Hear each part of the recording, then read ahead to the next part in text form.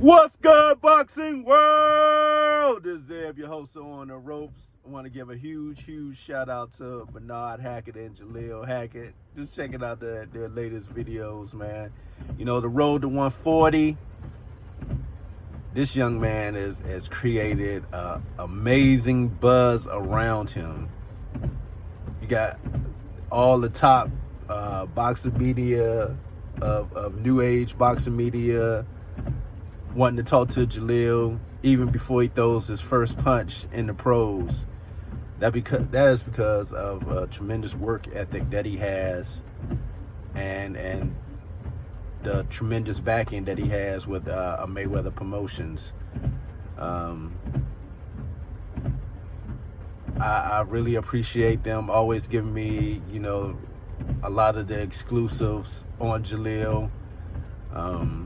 I first met Jalil at Madame Mall during the Tank press conference, and him and our pops and him, man, been having a great relationship ever since. And I enjoy the journey and the ride with Jalil. He's going to be an amazing fighter. Right now, he's in the process of already cutting. He's not waiting till his pro debut is a couple of weeks out, man. He is starting the process now, and I could definitely tell, man, because he was probably around a 165, 170, probably down right now to probably, I'd say, at least around the 150s right now.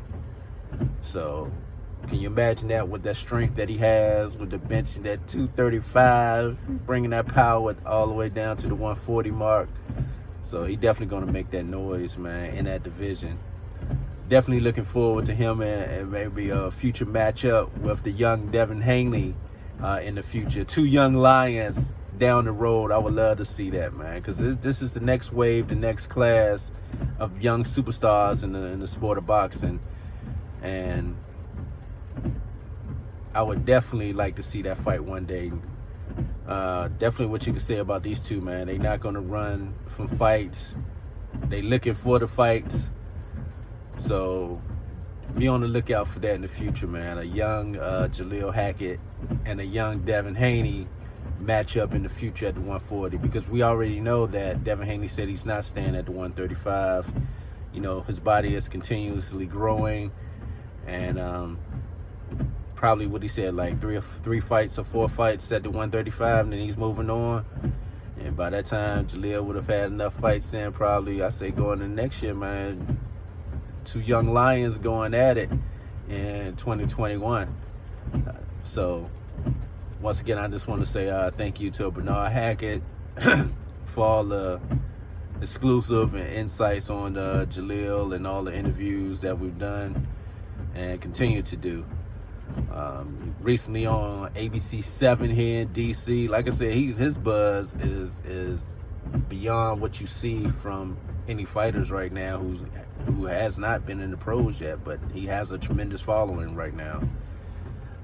Anything I put up on Jalil, man, the numbers jump up there in the thousands instantly, man. So he has definitely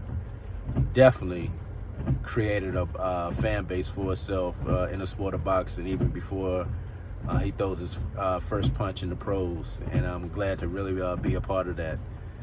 Man, if you enjoy everything with On the Ropes, please share.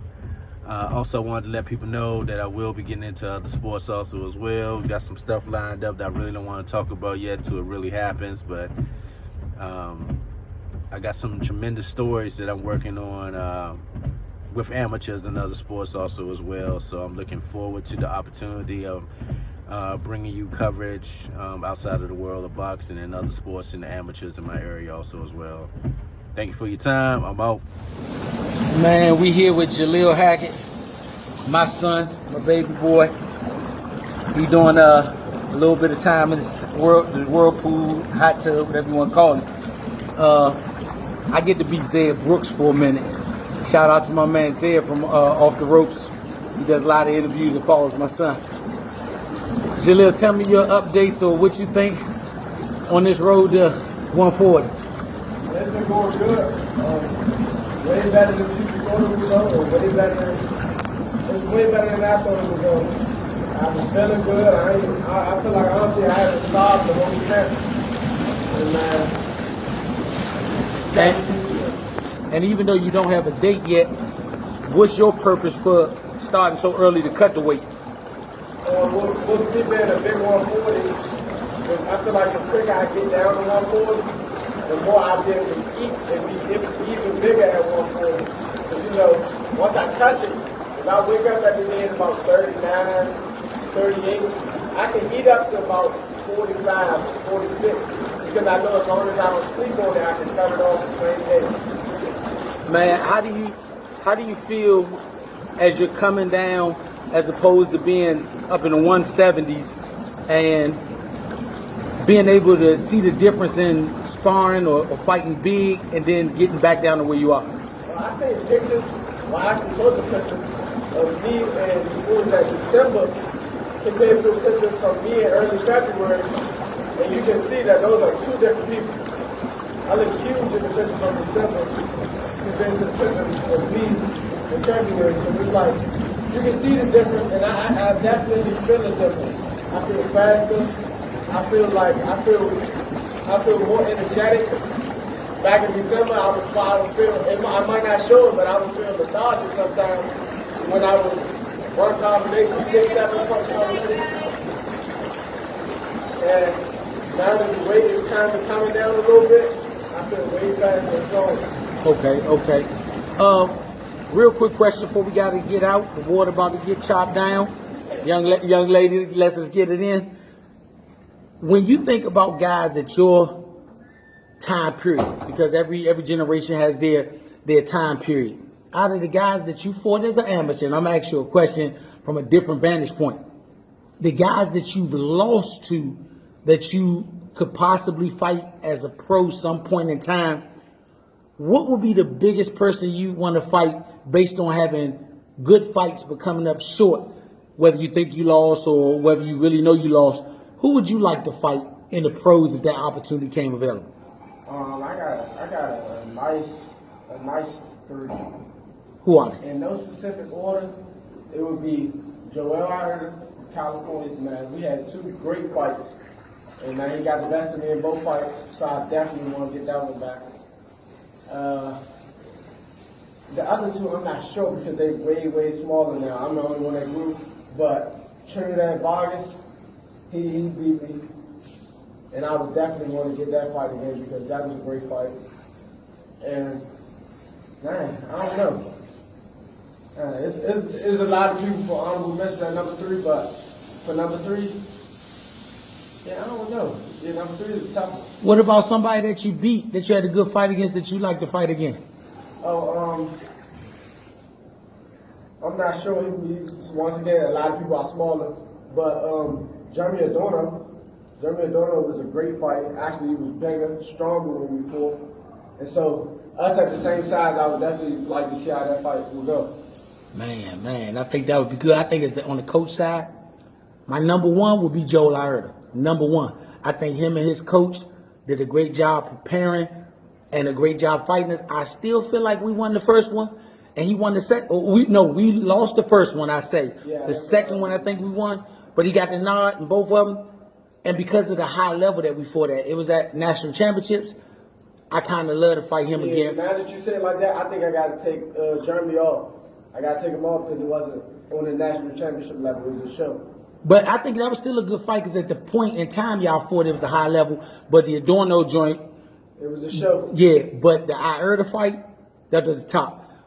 I tell you who else I love to see again. Shout out to him and his dad, Mozzie.